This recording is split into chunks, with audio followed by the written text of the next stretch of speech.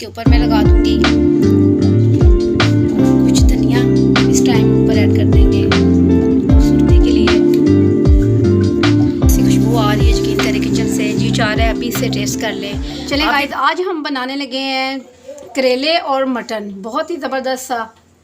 उसके लिए जो चीज़ें ऐड होनी है मैं आपको दिखाती हूँ। सबसे पहले ये देखें, 1 किलो मेरे पास करेले थे, मैंने नमक लगा के अच्छी तरह से इन्हें वॉश कर लिया है।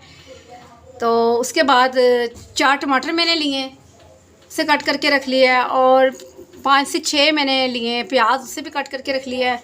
और 1 किलो मेरे पास मटन था, अच्छी तरह से धो के मैंने वॉश कर लिया है। और उसके बाद आ जाते हैं मसालों की तरफ। ये हाफ चम्मच मैंने हल्दी का लिया है, और 2 चम्मच मिर्च के लिए, और 1 चम्मच मैंने नमक का लिया है। नमक कम ही लेना है क्योंकि करेलों को भी नमक आपने लगाया हुआ है। और ये देखिए, उसके बाद कुछ कलियाँ मेरे पास लहसुन की हैं, और 1 चम्मच भर के मैंने अदरक का पेस्ट है। तो अब गोश्त को ऊपर रखते हैं, में ऐड करते हैं बिस्मिल्लाहिर्रहमानिर्रहीम। उसके बाद लहसुन की कलियाँ और अदरक का पेस्ट। उसके बाद ये प्याज जो मैंने कट किए हुए थे, ये इसी टाइम सब ऐड कर दूँगी, इन्हें मैंने अलग से फ्राई नहीं करना। तो ये टमाटर जो मैंने कट करके रखे हुए थे, बिस्मिल्लाहिर्रहमानिर्रहीम। उसके बाद नमक, मिर्च और हल्दी। चलिए अब इसमें पानी ऐड करते हैं। अगर आपके पास बीफ है तो आप पानी थोड़ा सा ज़्यादा ले लें, पर मेरे पास मटन है तो मैं पानी इतना ज़्यादा नहीं ऐड करूँगी। इसमें मैंने 1.5 गिलास पानी को ऐड कर दिया है। अब इसे मैं 20 मिनट के लिए प्रेशर लगा दूँगी। 20 मिनट के बाद आपसे मिलती हूँ। दूसरी साइड पे गाइस मैंने चूल्हे को ऑन करके ऊपर पैन रख लिया है। तो इसमें मैं थोड़ा सा ऑयल ऐड करूँगी, तकरीबन 3 से 4 चम्मच खाने वाले। ऑयल हमारा देखिए गर्म हो चुका है। तो ये जो करेले मैंने कट करके अच्छी तरह से वॉश करके रखे हुए थे, ये मैं पैन में डाल दूँगी। इन्हें अच्छी तरह से इनकी भुनाई वगैरह करते हैं जब तक एक करेले हमारे कलर ना पकड़ लें। इतनी देर में हमने जो गोश्त रखा हुआ है वो भी हमारा बीफ भी हो जाता है, इतनी देर में करेले भी हो जाते हैं। फिर आपसे मिलते करेले करने के बाद। अब देख लेते हैं, ये देखें तकरीबन इन्हें 20 से 25 मिनट हो चुके हैं। हमें करेलों का यही कलर चाहिए, इससे ज़्यादा कलर अच्छा नहीं लगता। फ्लेम को बंद कर देते हैं।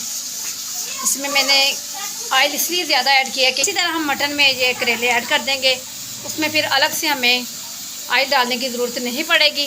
तो अब चूल्हे को नीचे से बंद कर देते हैं।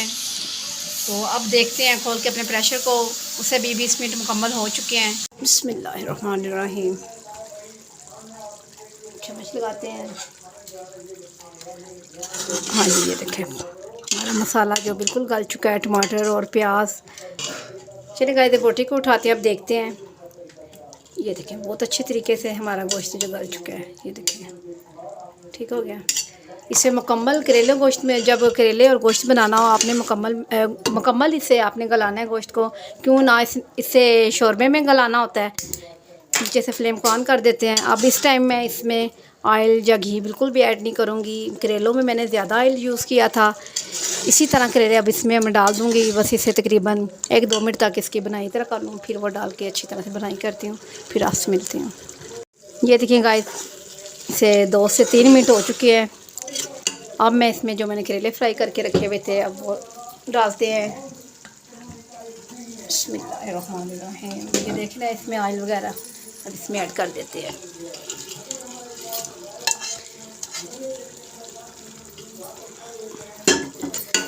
फ्लेम को आपने हल्के ही रहने देना है।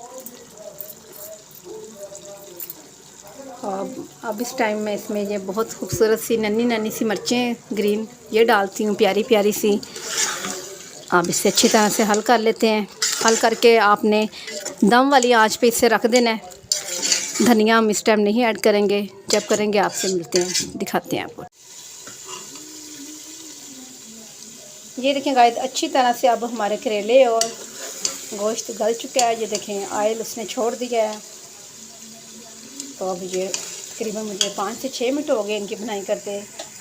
ये रेसिपी हमारी रेडी हो गई। अब डिश आउट करते हैं, आपको बहुत ही प्यारी सी फाइनल लुक दिखाते हैं इसकी डिश आउट करने के बाद। चलें गाइस, बहुत ही खूबसूरत सा करेले और गोश्त का सालन रेडी है। और इस पर मज़ीद खूबसूरती के लिए 2 खूबसूरत सी मिर्चें रेड वाली इसके ऊपर मैं लगा दूँगी, और कुछ धनिया इस टाइम ऊपर ऐड कर देंगे खूबसूरती के लिए। और पुदीना खुशबू के लिए बहुत ही ज़बरदस्ती खुशबू आ रही है, यकीन करें किचन से। जी चाह रहा है अभी से टेस्ट कर लें। आप भी बनाएं मेरे तरीके से, आपको बहुत पसंद आएगी ये रेसिपी। अच्छी अच्छी रेसिपी आपके साथ इंशाल्लाह ताला मैं शेयर करूँगी। मेरे चैनल को सब्सक्राइब किया करें। कल मिलूँगी आपसे न्यू रेसिपी के साथ, बहुत अच्छी रेसिपी के साथ। कल तक के लिए अल्लाह हाफिज़।